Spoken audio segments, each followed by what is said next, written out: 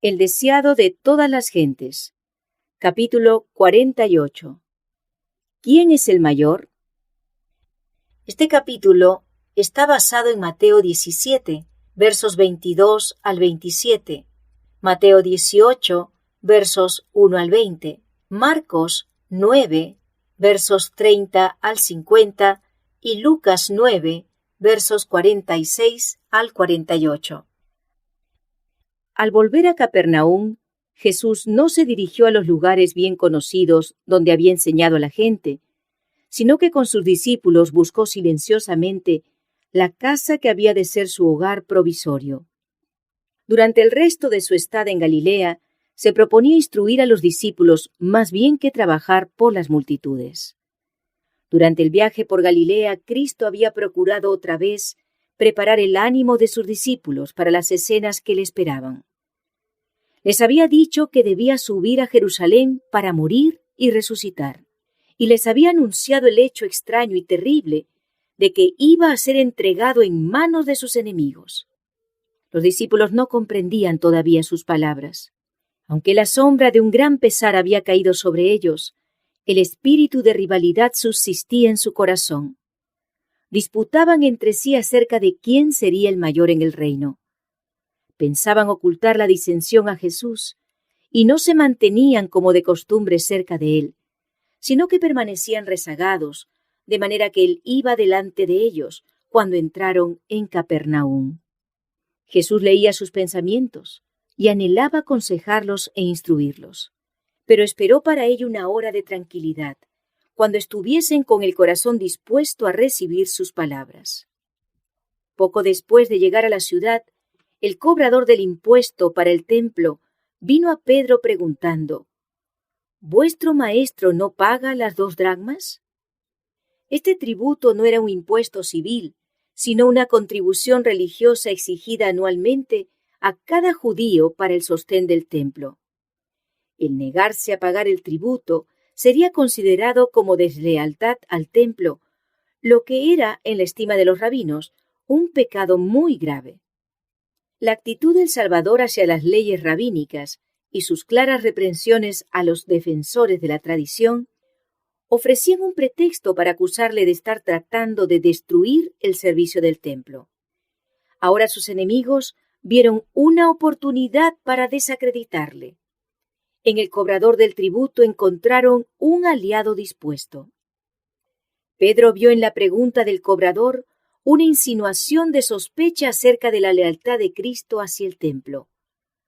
Celoso del honor de su maestro, contestó apresuradamente sin consultarle que Jesús pagaría el tributo. Pero Pedro había comprendido tan solo parcialmente el propósito del indagador.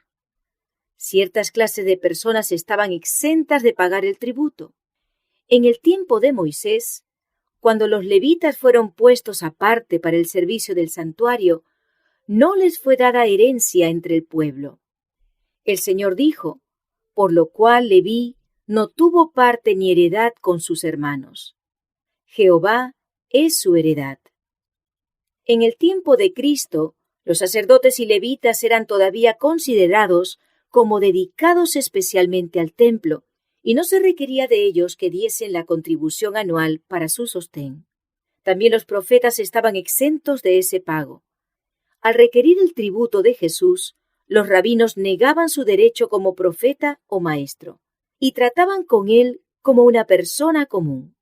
Si se negaba a pagar el tributo, ello sería presentado como deslealtad al templo, mientras que por otro lado, el pago justificaría la actitud que asumían al no reconocerle como profeta. Tan solo poco tiempo antes, Pedro había reconocido a Jesús como el Hijo de Dios, pero ahora perdió la oportunidad de hacer resaltar el carácter de su maestro. Por su respuesta al cobrador de que Jesús pagaría el tributo, sancionó virtualmente el falso concepto de él que estaban tratando de difundir los sacerdotes y gobernantes. Cuando Pedro entró en la casa, el Salvador no se refirió a lo que había sucedido, sino que preguntó: ¿qué te parece, Simón? ¿Los reyes de la tierra, de quién cobran los tributos o el censo? ¿De sus hijos o de los extraños? Pedro le dice, de los extraños. Jesús dijo, luego, los hijos son francos. Mientras que los habitantes de un país tienen que pagar impuesto para sostener a su rey, los hijos del monarca son eximidos. Así también Israel, el profeso pueblo de Dios, debía sostener su culto, pero Jesús, el Hijo de Dios, no se hallaba bajo esta obligación. Si los sacerdotes y levitas estaban exentos por su relación con el templo, ¿con cuánta más razón aquel para quien el templo era la casa de su Padre? Si Jesús hubiese pagado el tributo sin protesta, habría reconocido virtualmente la justicia del pedido y habría negado así su divinidad. Pero aunque consideró propio satisfacer la demanda, negó la pretensión sobre la cual se basaba. Al proveer para el pago del tributo, dio evidencia de su carácter divino. Quedó de manifiesto que él era uno con Dios y, por lo tanto, no se hallaba bajo tributo como mero súbdito del rey. «Ve al mar», indicó a Pedro, «y echa el anzuelo, y el primer pez que viniere, tómalo, y abierta su boca, hallarás un estatero. Tómalo y dáselo por mí y por ti». Aunque había revestido su divinidad con la humanidad, en este milagro reveló su gloria. Era evidente que era aquel que había declarado por medio de David, «Porque mía es toda bestia del bosque, y los millares de animales en los collados. Conozco todas las aves de los montes, y en mi poder están las fieras del campo. Si yo tuviese hambre, no te lo diría a ti, porque mío es el mundo y su plenitud». Aunque Jesús demostró claramente que no se hallaba bajo la obligación de pagar tributo, no entró en controversia alguna con los judíos acerca del asunto, porque ellos hubieran interpretado mal sus palabras y las habrían vuelto contra él. Antes que ofenderlos reteniendo el tributo, hizo aquello que no se le podía exigir con justicia. Esta lección iba a ser de gran valor para sus discípulos. Pronto se iban a realizar notables cambios en su relación con el servicio del templo, y Cristo les enseñó a no colocarse innecesariamente en antagonismo con el orden establecido.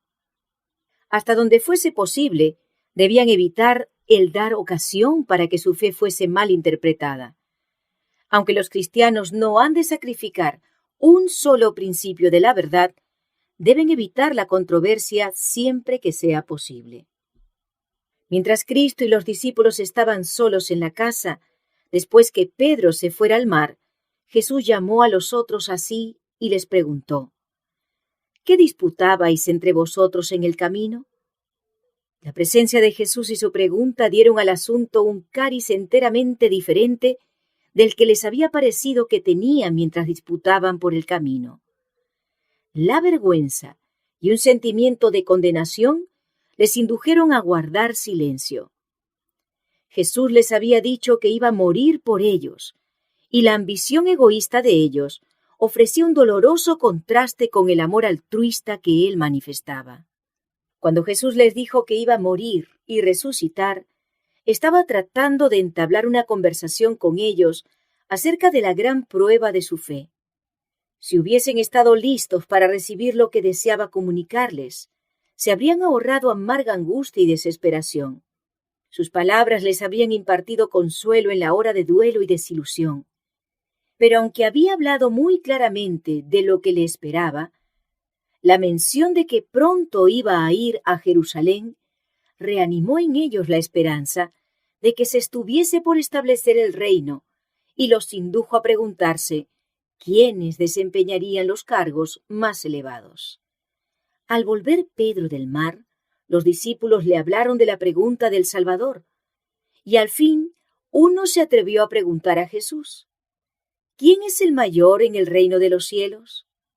El Salvador reunió a sus discípulos en derredor de sí y les dijo: si alguno quiere ser el primero, será el postrero de todos y el servidor de todos. Tenían estas palabras una solemnidad y un carácter impresionante que los discípulos distaban mucho de comprender. Ellos no podían ver lo que Cristo discernía, No percibían la naturaleza del reino de Cristo, y esta ignorancia era la causa aparente de su disputa. Pero la verdadera causa era más profunda. Explicando la naturaleza del reino, Cristo podría haber apaciguado su disputa por el momento, pero esto no habría alcanzado la causa fundamental. Aún después de haber recibido el conocimiento más completo, cualquier cuestión de preferencia podría renovar la dificultad, y el desastre podría amenazar a la Iglesia después de la partida de Cristo. La lucha por el puesto más elevado era la manifestación del mismo espíritu que diera origen a la gran controversia en los mundos superiores e hiciera bajar a Cristo del cielo para morir. Surgió delante de él una visión de Lucifer, el hijo del alba, que superaba en gloria a todos los ángeles que rodean el trono, y estaba unido al Hijo de Dios por los vínculos más íntimos. Lucifer había dicho: seré semejante al Altísimo, y su deseo de exaltación había introducido la lucha en los atrios celestiales y desterrado una multitud de las huestes de Dios. Si Lucifer hubiese deseado realmente ser como el Altísimo, no habría abandonado el puesto que le había sido señalado en el cielo. Porque el Espíritu del Altísimo se manifiesta sirviendo abnegadamente. Lucifer deseaba el poder de Dios, pero no su carácter. Buscaba para sí el lugar más alto, y todo ser impulsado por su espíritu hará lo mismo. Así resultarán inevitables el enajenamiento, la discordia y la contención. El dominio viene a ser el premio del más fuerte. El reino de Satanás es un reino de fuerza. Cada uno mira al otro como un obstáculo para su propio progreso o como un escalón para poder trepar a un puesto más elevado. Mientras Lucifer consideró como presa deseable el ser igual a Dios, Cristo el encumbrado se anonadó a sí mismo, tomando forma de siervo, hecho semejante a los hombres, y hallado en la condición como hombre, se humilló a sí mismo, hecho obediente hasta la muerte y muerte de cruz.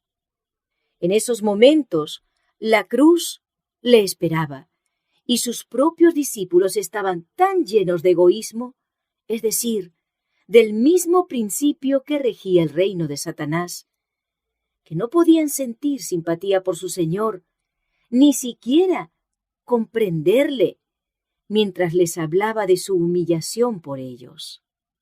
Muy tiernamente, aunque con solemne énfasis, Jesús trató de corregir el mal. Demostró cuál es el principio que rige el reino de los cielos y en qué consiste la verdadera grandeza, según las normas celestiales. Los que eran impulsados por el orgullo y el amor a la distinción pensaban en sí mismos y en la recompensa que habían de recibir, más bien que en cómo podían devolver a Dios los dones que habían recibido. No tendrían cabida en el reino de los cielos, porque estaban identificados con las filas de Satanás. Antes de la honra viene la humildad. Para ocupar un lugar elevado ante los hombres, el cielo elige al obrero que, como Juan el Bautista, toma un lugar humilde delante de Dios. El discípulo que más se asemeja a un niño es el más eficiente en la labor para Dios. Los seres celestiales pueden cooperar con aquel que no trata de ensalzarse a sí mismo, sino de salvar almas. El que siente más profundamente su necesidad de la ayuda divina, la pedirá, y el Espíritu Santo le dará vislumbres de Jesús que fortalecerán y elevarán su alma. Saldrá de la comunión con Cristo para trabajar en favor de aquellos que perecen en sus pecados. Fue ungido para su misión y tiene éxito donde muchos de los sabios e intelectualmente preparados fracasarían. Pero cuando los hombres se ensalzan a sí mismos y se consideran necesarios para el éxito del gran plan de Dios, el Señor los hace poner a un lado. Queda demostrado que el Señor no depende de ellos. La obra no se detiene porque ellos sean separados de ella, sino que sigue adelante con mayor poder. No era suficiente que los discípulos de Jesús fuesen instruidos en cuanto a la naturaleza de su reino. Lo que necesitaban era un cambio de corazón que los pusiese en armonía con sus principios. Llamando a un niñito así, Jesús lo puso en medio de ellos, y luego rodeándole tiernamente con sus brazos dijo: De cierto os digo, que si no os volviereis y fuereis como niños, no entraréis en el reino de los cielos. La sencillez, el olvido de sí mismo y el amor confiado del niñito son los atributos que el cielo aprecia, son las características de la verdadera grandeza. Jesús volvió a explicar a sus discípulos que su reino no se caracteriza por la dignidad y ostentación terrenales. A los pies de Jesús se olvidan todas estas distinciones. Se ve a los ricos y a los pobres, a los sabios y a los ignorantes, sin pensamiento alguno de casta ni de preeminencia mundanal. Todos se encuentran allí como almas compradas por la sangre de Jesús, y todos por igual dependen de aquel que los redimió para Dios. El alma sincera y contrita es preciosa a la vista de Dios. Él pone su señal sobre los hombres, no según su jerarquía, ni su riqueza, ni por su grandeza intelectual, sino por su unión con Cristo. El Señor de gloria queda satisfecho con aquellos que son mansos y humildes de corazón. Dísteme a sí mismo, dijo David, el escudo de tu salud y tu benignidad. Como elemento del carácter humano, me ha acrecentado. El que recibiere en mi nombre a uno de los tales niños, dijo Jesús, a mí recibe. Y el que a mí recibe, no recibe a mí, mas al que me envió. Jehová dijo, el cielo es mi solio, y la tierra estrado de mis pies.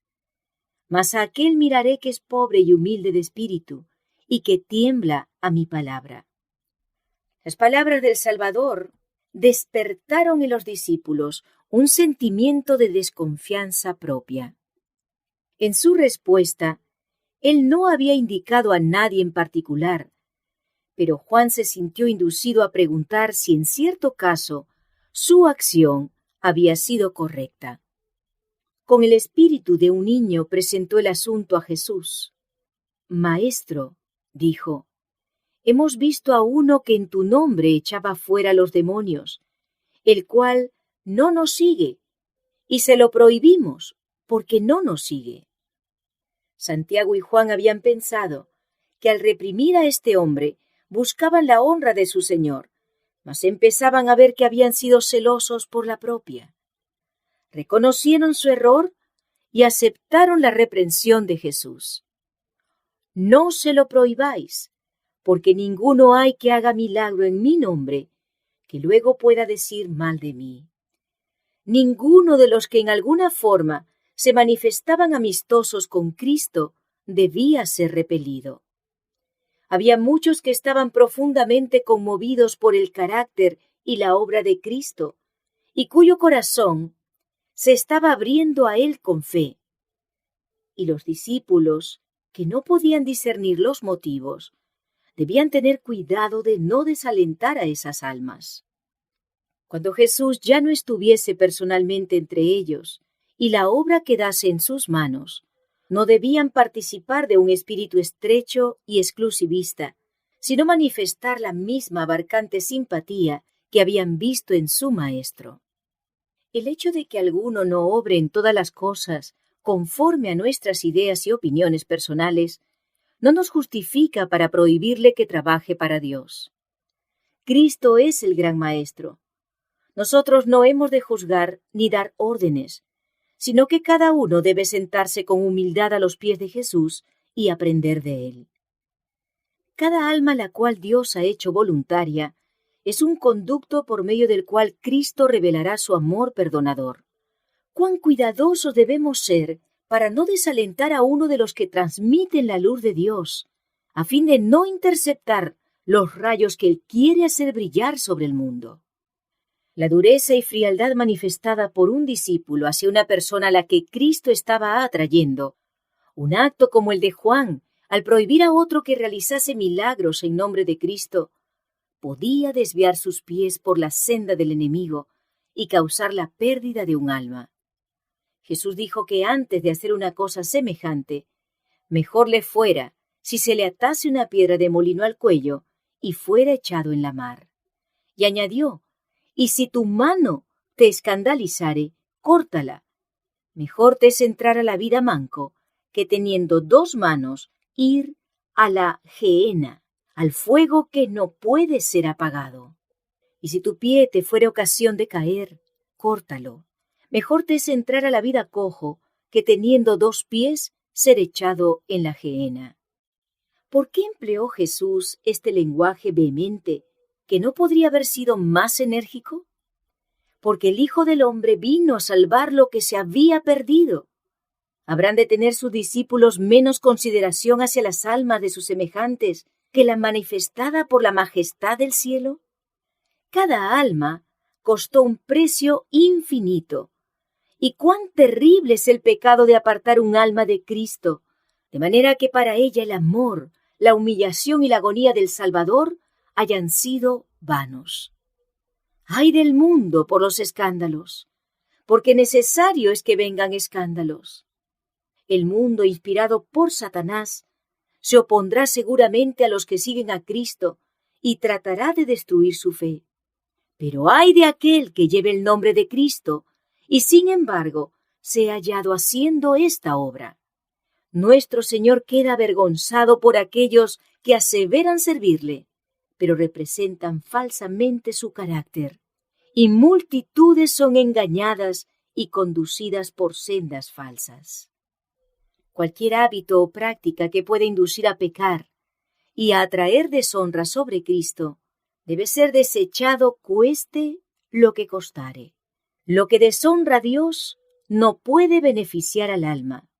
La bendición del cielo no puede acompañar a un hombre que viole los eternos principios de la justicia. Y un pecado acariciado es suficiente para realizar la degradación del carácter y extraviar a otros. Si para salvar el cuerpo de la muerte uno se cortaría un pie o una mano, o aún se arrancaría un ojo, con cuánto más fervor deberíamos desechar el pecado que trae muerte al alma. En el ceremonial del templo se añadía sal a todo sacrificio. Esto, como la ofrenda del incienso, significaba que únicamente la justicia de Cristo podía ser el culto aceptable para Dios. Refiriéndose a esta práctica, dijo Jesús, todo sacrificio será salado con sal. Tened sal en vosotros y paz unos con otros. Todos los que quieran presentarse en sacrificio vivo, santo, agradable a Dios, deben recibir la sal que salva, la justicia de nuestro Salvador. Entonces vienen a ser la sal de la tierra, que restringe el mal entre los hombres, como la sal preserva de la corrupción. Pero si la sal ha perdido su sabor, si no hay más que una profesión de piedad sin el amor de Cristo, no hay poder para lo bueno. La vida no puede ejercer influencia salvadora sobre el mundo. Vuestra energía y eficiencia en la edificación de mi reino, dice Jesús, dependen de que recibáis mi espíritu. Debéis participar de mi gracia, a fin de ser sabor de vida para vida. Entonces no habrá rivalidad ni esfuerzo para complacerse a sí mismo, ni se deseará el puesto más alto. Poseeréis ese amor que no busca lo suyo, sino que otro se enriquezca. Fije el pecador arrepentido sus ojos en el Cordero de Dios que quita el pecado del mundo, y contemplándolo se transformará. Su temor se trueca en gozo, sus dudas en esperanza.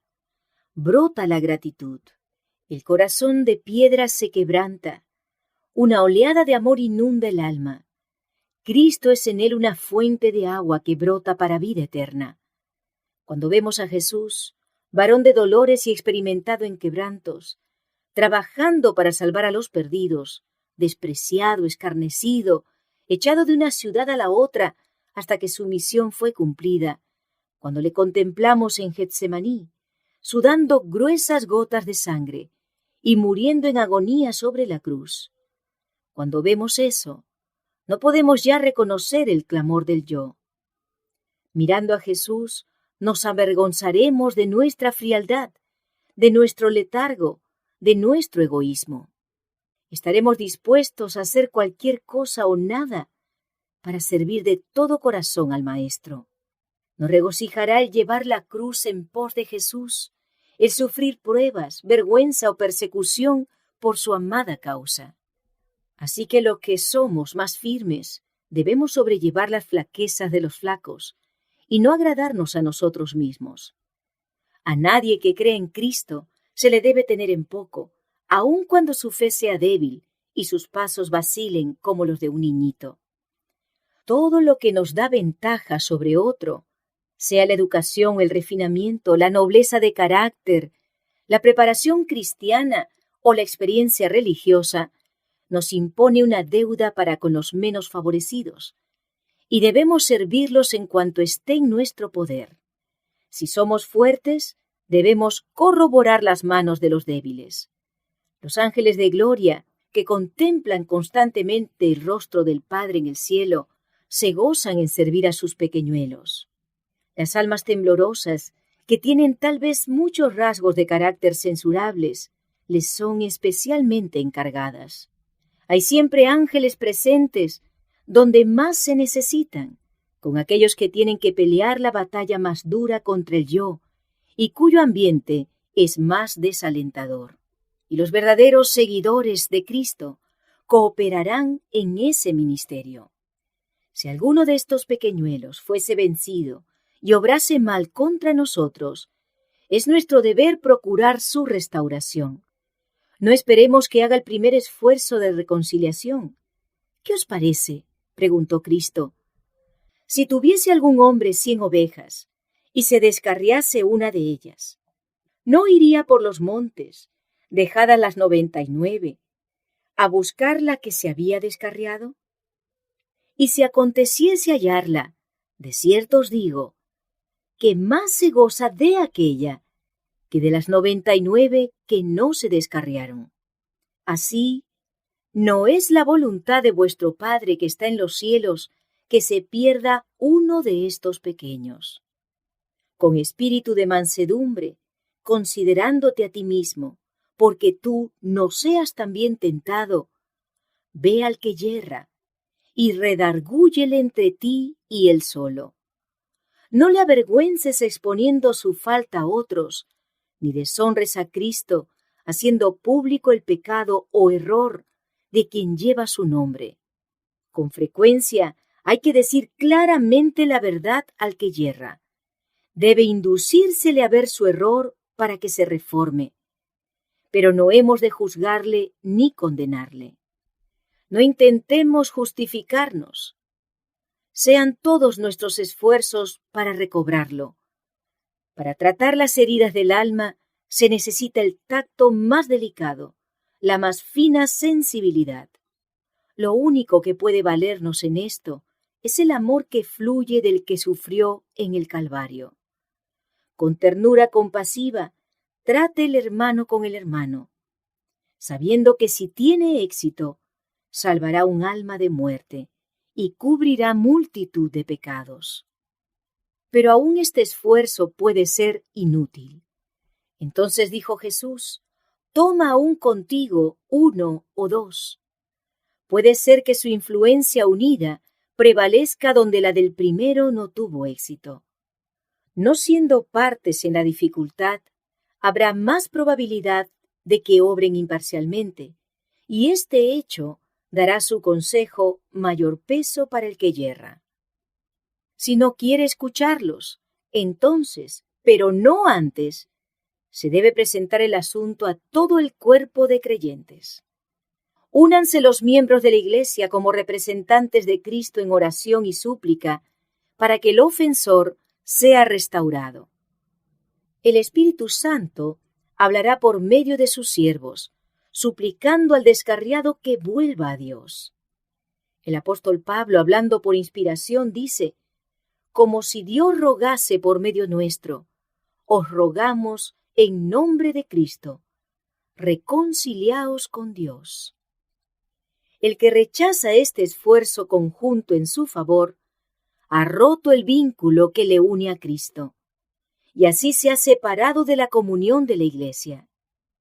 Desde entonces, dijo Jesús, tenle por étnico y publicano, pero no se le ha de considerar como separado de la misericordia de Dios. No lo han de despreciar ni descuidar los que antes eran sus hermanos, sino que lo han de tratar con ternura y compasión, como una de las ovejas perdidas a las que Cristo está procurando todavía traer a su redil. La instrucción de Cristo en cuanto al trato con los que yerran repite en forma más específica la enseñanza dada a Israel por Moisés. No aborrecerás a tu hermano en tu corazón, ingenuamente reprenderás a tu prójimo, y no consentirás sobre él pecado.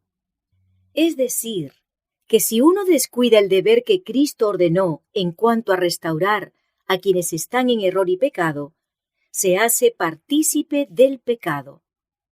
Somos tan responsables de los males que podríamos haber detenido como si los hubiésemos cometido nosotros mismos. Pero debemos presentar el mal al que lo hace. No debemos hacer de ello un asunto de comentario y crítica entre nosotros mismos.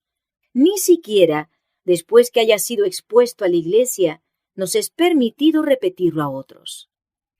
El conocimiento de las faltas de los cristianos será tan solo una piedra de tropiezo para el mundo incrédulo.